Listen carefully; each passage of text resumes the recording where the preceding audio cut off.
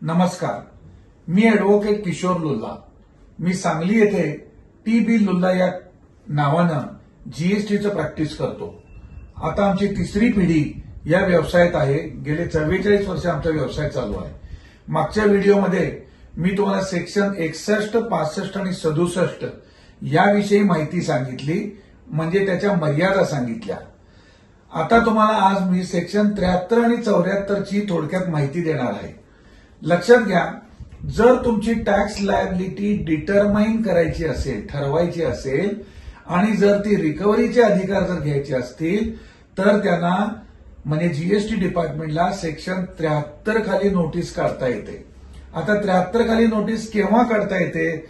जर त्यांना असा डाऊट आला की तुम्ही टॅक्स भरलेला नाही किंवा टॅक्स तुम्ही कमी भरलेला आहे किंवा चुकीच्या पद्धतीनं तुम्ही रिफंड मागितलाय किंवा तुम्ही सेट ऑफ हा जरुरीपेक्षा जास्त क्लेम केलाय. 4 गोष्टी. या 4 गोष्टीच्या बाबतीत जर त्यांना जर डाऊट आला तर त्यांनी 73 खाली नोटीस काढू शकतात. आणि हा जो डाऊट आहे, हा डाऊट असा पाहिजे की हे करत असताना तुमच्या मनात फ्रॉड म्हणजे गव्हर्नमेंटला फसवायचं इंटेन्शन नाही किंवा तुम्ही खोटं स्टेटमेंट मुद्दामून देत नाही किंवा तुम्ही बऱ्याचशा बाबी लपवलेल्या नाहीत असं गृहीत धरलंय. म्हणजे थोडक्यात काय, चुकून माकून हे गुन्हे घडलेले आहेत, त्याखाली ते 73 खाली नोटीस काढतील आणि तुम्हाला बोलवून त्याची शहानिशा करतील.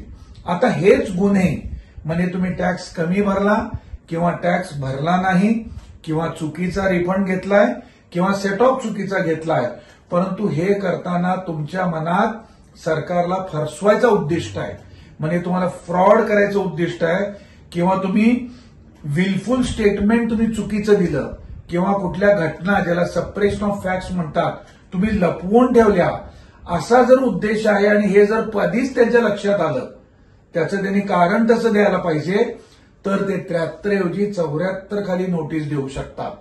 या दोन्ही प्रकारची कुठली नोटीस असेल तर त्यांनी पहिला DRC 01A ही नोटीस द्यायला पाहिजे. म्हणजे ही एका पद्धतीची इंटिमेशन आहे की तुम्हाला याच्यात जे गुन्हे नमूद केलेत किंवा जेवढा टॅक्स आम्ही काढलेला आहे तो मान्य असेल तर तुम्ही भरा, आणि जर तुम्ही 01A जर अमान्य केलं किंवा त्यातले काही मुद्दे अमान्य केले तर ते DRC 01 नोटीस काढतील आणि त्यानंतर तुम्हाला म्हणणं मांडायची संधी दिल्यानंतर जे काही जर भरायला पैसे आले तर ते DRC 07 ऑर्डर काढतील.